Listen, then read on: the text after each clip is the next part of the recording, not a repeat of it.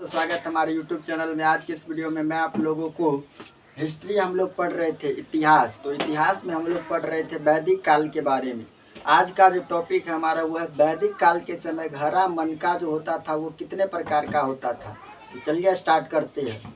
आज का टॉपिक है हमारा वैदिक काल के समय वैदिक काल के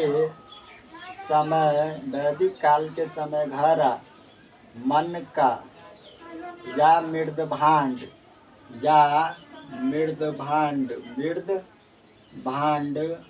चार प्रकार के होते थे।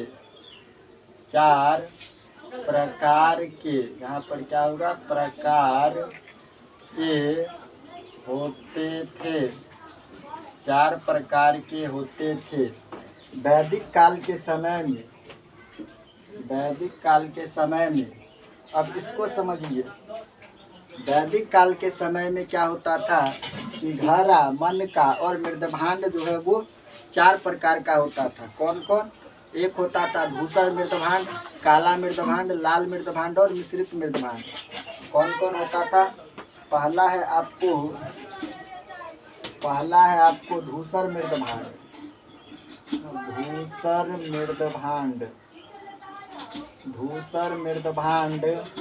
उसके बाद है काला मृदभांड।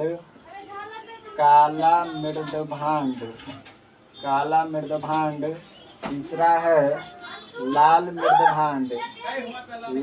मृदभांड और चौथा है आपको मिश्रित मृदभांड।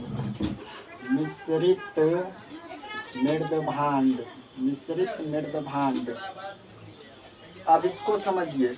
जो वैदिक काल हम लोग पढ़ रहे थे ना, तब वैदिक काल में घड़ा और मनका या मृदभांड जो होता था वो चार प्रकार का होता था। धूसर मृदभांड, काला मृदभांड, लाल मृदभांड और मिश्रित मृदभांड होता था। ठीक है। उसके बाद आप समझिए, उसके बाद सर्वाधिक प्रचलन, मतलब जो सबसे अधिक चलता था वैदिक काल में वो कौन था? धूसर मृदभांड। सर्वाधिक प्रचलन धूसर मृदभांड का था। सर्वाधिक प्रचलन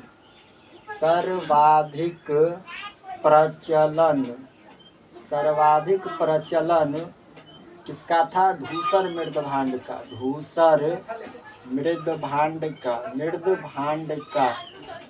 सर्वाधिक प्रचलन किसका था? सर्वाधिक प्रचलन जो था वो था धूसर मृदभांड का। और धूसर मृदभांड पर चित्र बने होते थे। धूसर मृदभांड पर क्या होता था? चित्र बने होते थे। धूसर मृदभांड पर चित्र बने होते थे। चित्र बनने के कारण इसे क्या कहते हैं? चित्रित धूसर मृदभांड। इसको क्या कहते हैं? चित्रित धूसर मृदभांड कहते हैं। चित्रित धूसर मृदभांड। सर्वाधिक प्रचलन का मतलब कि वैदिक काल के समय में सबसे अधिक जो चलता था वो चलता था आपको धूसर मृदभांड।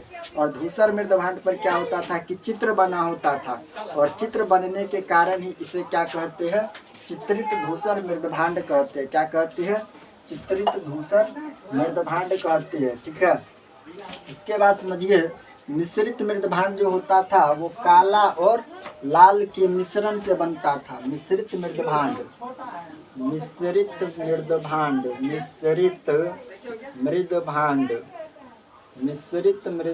जो होता था वो काला और लाल के मिश्रण से बनता था। मिश्रित मृदभांड का मतलब होता है मिला हुआ। जो काला और लाल का मिश्रण होता था, जो काला और लाल से मिलकर बनता था, उसे हम मिश्रित मृदभांड कहते हैं। ठीक है। मिश्रित मृदभांड कहा जाता था। और वैदिक काल के समय तीन प्रकार के यज्ञ का प्रचलन था। वैदिक काल के समय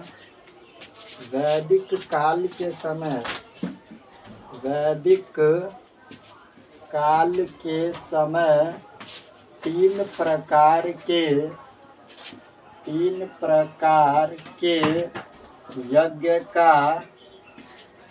का प्रचलन था।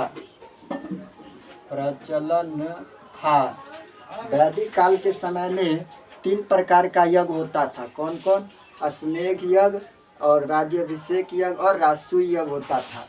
पहला जो यज्ञ है वो है आपका अश्वमेध यज्ञ। अश्वमेध यज्ञ, अश्वमेध यज्ञ। अश्वमेध यज्ञ में क्या होता था सो सुनिएगा।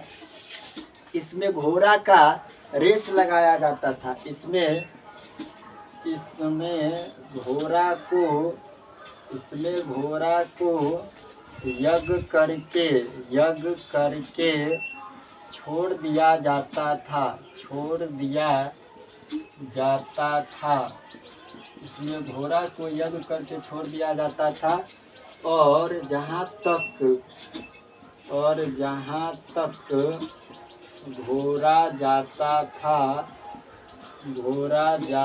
था वहाँ तक का क्षेत्र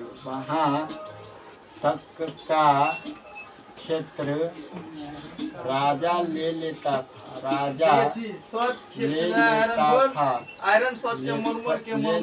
था।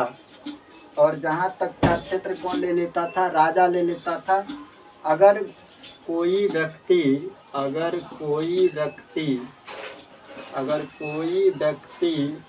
घोड़ा को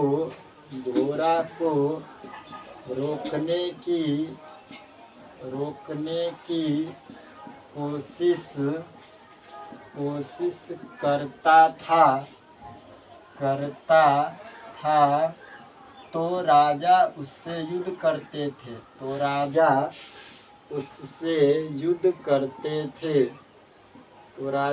युद्ध करते थे।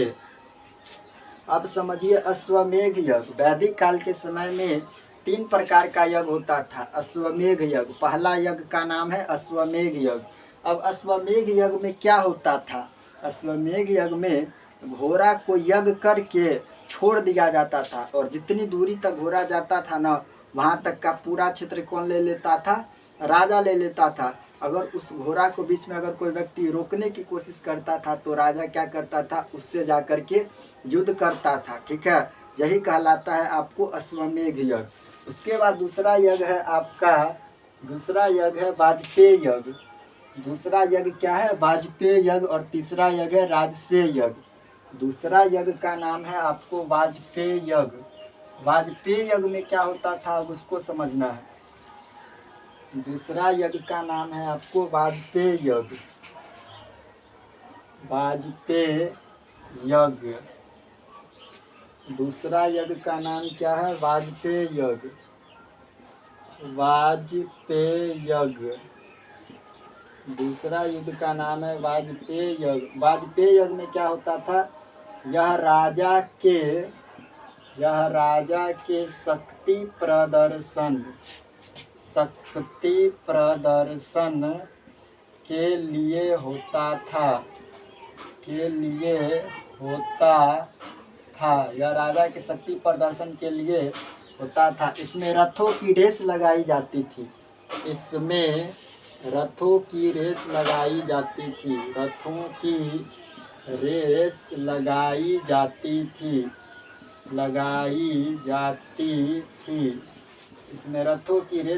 जाती थी। और तीसरा जो यज्ञ है आपको वो है राज्याभिषेक यज्ञ, यानी राजसूय यज्ञ। राजसूय यज्ञ में क्या होता था? राज्याभिषेक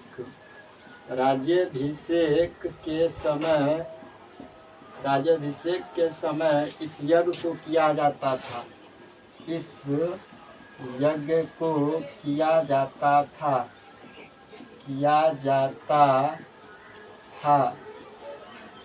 अब इसको समझना है कि वाजपेय यज्ञ और राजसूय यज्ञ क्या होता था। पहला यज्ञ क्या बताए? अश्वमेध यज्ञ। तो अश्वमेध यज्ञ में क्या बताए कि जो अश्वमेध यज्ञ में यज्ञ करके घोड़ा को छोड़ दिया जाता था राजा के द्वारा, और जितनी दूरी तक घोड़ा जाता था वहाँ तक का क्षेत्र राजा ले लेता था। अगर उस बीच में घोड़ा को अगर कोई रोकने की कोशिश करता था तो राजा उससे जाकर के युद्ध करता था। यही है आपका अश्वमेध यज्ञ। और दूसरा यज्ञ है आपका वाजपेय यज्ञ। वाजपेय यज्ञ में क्या होता था? वाजपेय यज्ञ में राजा अपना शक्ति प्रदर्शन करता था, मतलब राजा जो था वो अपना शक्ति दिखाता था। ठीक है, और वाजपेय यज्ञ में राजा अपना शक्ति दिखाता था और इसमें घोड़ा की रेस लगाई जाती थी। किसमें? वाजपेय यज्ञ में। और राजसेय यज्ञ में क्या होता था कि राज्याभिषेक के समय इस यज्ञ को किया जाता था। राज्याभिषेक का मतलब हो गया कि राजा अपनी शक्ति को बढ़ाने के लिए जो यज्ञ करते थे उसको राजसेय यज्ञ कहते हैं। इस प्रकार वैदिक काल में 3 प्रकार का यज्ञ होता था, अश्वमेध यज्ञ, उसके बाद वाजपेय यज्ञ, उसके बाद राजसेय यज्ञ। इसको समझ गए आप अच्छे से। उसके बाद आप आगे समझिए। उसके बाद है आपका उत्तर वैदिक काल में जब अतिरंजी खेड़ा से, या आप समझ गए। उत्तर वैदिक काल में अगला टॉपिक है हमारा उत्तर वैदिक काल में जब अतिरंजी खेड़ा से, उत्तर वैदिक काल में, उत्तर वैदिक काल में, उत्तर वैदिक काल में जब अतरंजी खेरा से लोहे की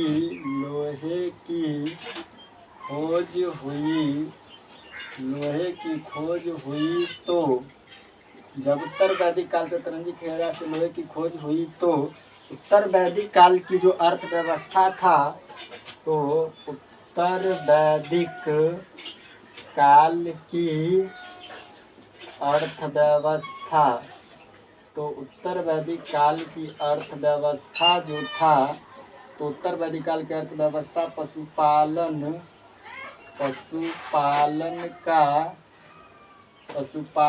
के स्थान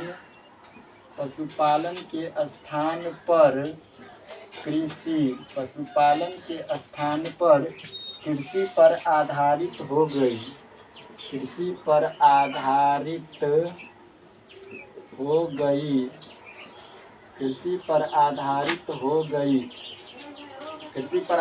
गई। अब इस बात को समझिए कि जब उत्तर वैदिक काल में लोहा की खोज कब हुई? उत्तर वैदिक काल में। कहाँ से? तो अतरंजी खेड़ा से। तो जब उत्तर वैदिक काल में अतरंजी खेड़ा से, कहाँ से? अतरंजी खेड़ा से लोहे की खोज हुई, तो खोज होने के बाद वैदिक काल की जो अर्थव्यवस्था था पशुपालन, वो पशुपालन से हट करके कृषि का स्थान ले लिया। ठीक है, जब लोहा की खोज हो चुकी थी उत्तर वैदिक काल में अतरंजी खेड़ा से, तब उसके बाद समझिए वैदिक काल में कुछ षष्ठ दर्शन दिए गए। अगला टॉपिक हमारा वैदिक काल में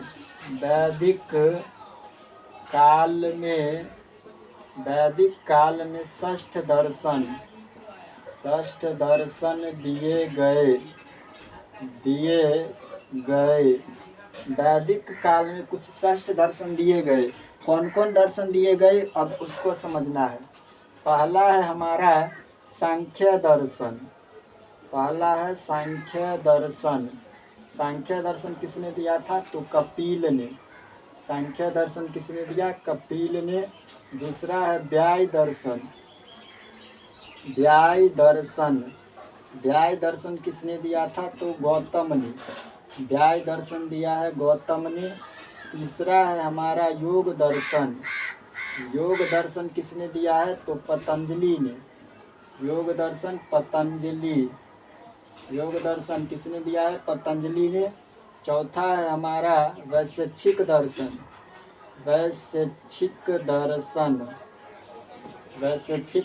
किसने दिया है? तो कनाद या उलूक। वैशेषिक दर्शन, कनाद या उलूक। पांचवा है उत्तर मीमांसा किसने दिया? तो बादरायन। इसके बाद है छठा में पूर्वी मीमांसा दिया जैमिनी ने। इसके बाद नोट में देखिए, गौतम बुद्ध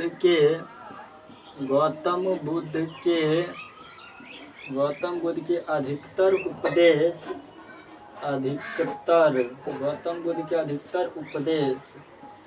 सांख्य दर्शन से दिए गए हैं।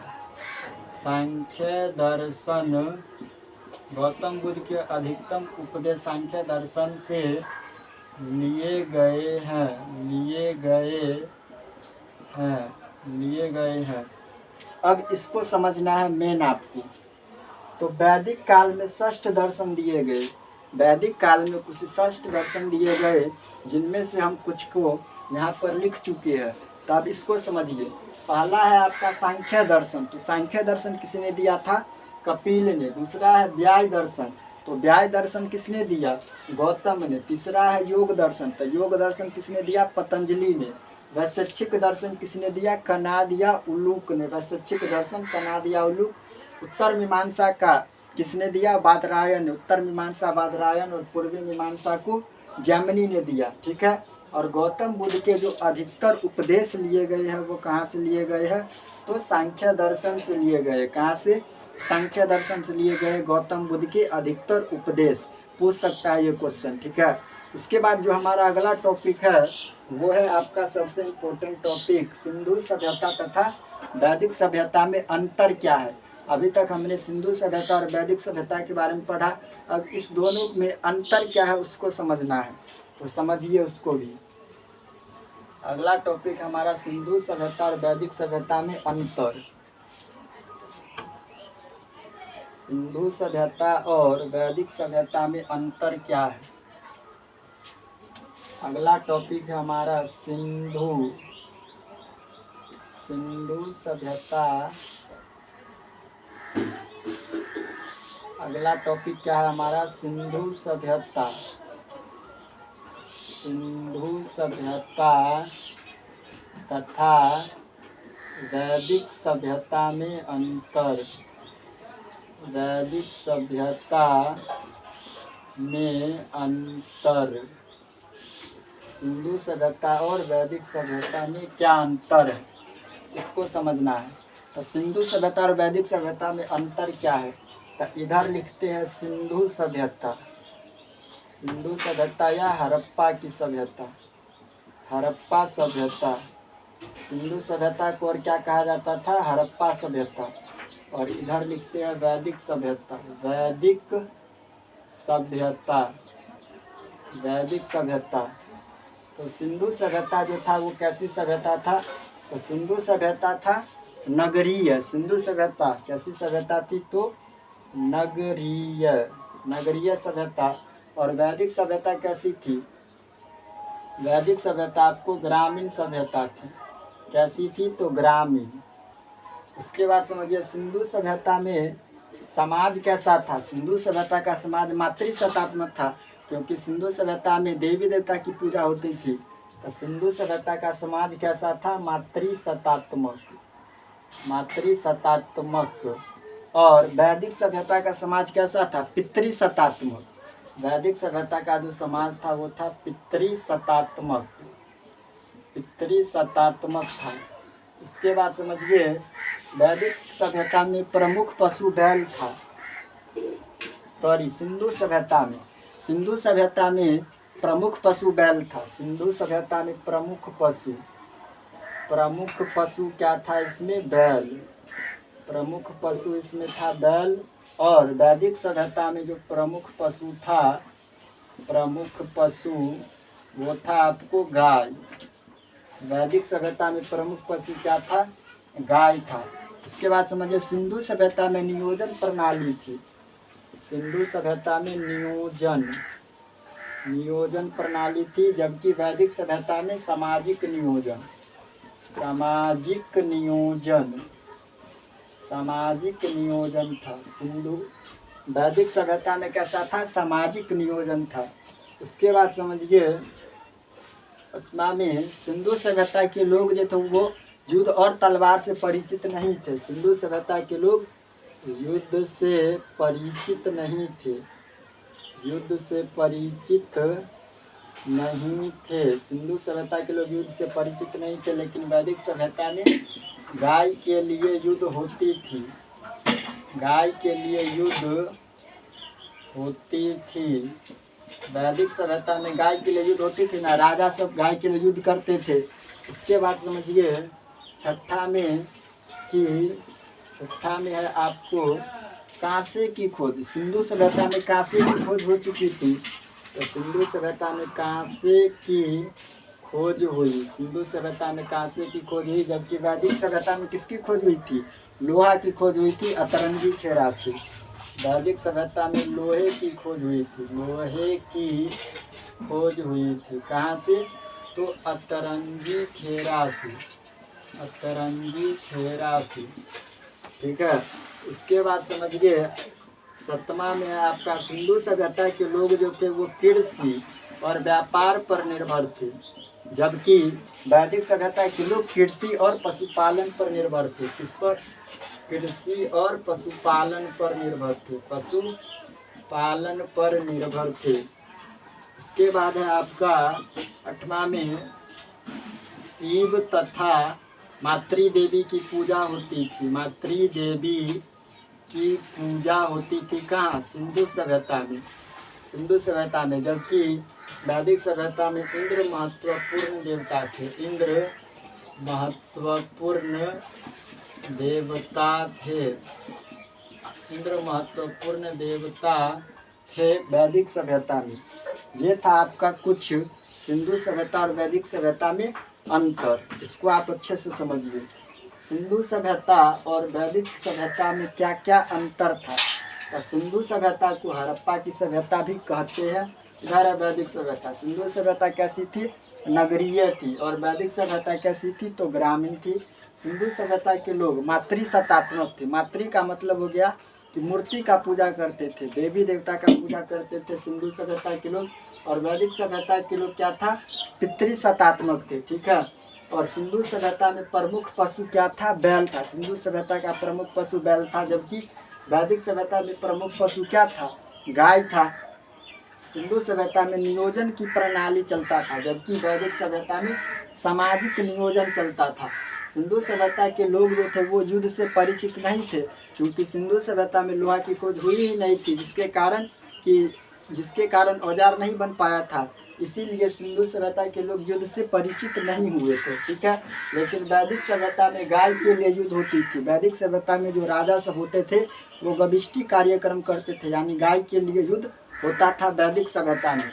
ठीक है, उसके बाद समझिए सिंधु सभ्यता में कांसे की खोज हो चुकी थी। सिंधु सभ्यता में कांसे की खोज हुई थी, लेकिन वैदिक सभ्यता में लोहा की खोज हो चुकी थी अतरंगी खेड़ा से। ठीक, और सिंधु सभ्यता के लोग कृषि और व्यापार पर निर्भर थे, क्योंकि सिंधु सभ्यता एक नगरीय सभ्यता थी जहाँ पर कृषि और व्यापार दोनों होता था। जबकि वैदिक सभ्यता के लोग कृषि और पशुपालन पर निर्भर थे, कृषि करते थे और पशुपालन करके वैदिक सभ्यता के लोग अपना जीवन यापन करते थे। उसके बाद सिंधु सभ्यता में सबसे महत्वपूर्ण शिव और मातृ देवी की पूजा होती थी। सिंधु सभ्यता में आदि शिव मिला है सिंधु सभ्यता से। ठीक है, तो सिंधु सभ्यता में शिव भगवान की और मातृ देवी की पूजा होती थी, जबकि वैदिक सभ्यता में इंद्र महत्वपूर्ण देवता थे। जो वैदिक काल था उसमें इंद्र महत्वपूर्ण देवता थे, क्योंकि इंद्र की चर्चा 250 बार हुई थी, और इंद्र देवता को युद्ध और वर्षा का देवता भी कहा जाता है। ठीक है, तो आज के लिए इतना ही, मिलते हैं नेक्स्ट वीडियो में। तब तक के लिए जय हिंद, जय भारत।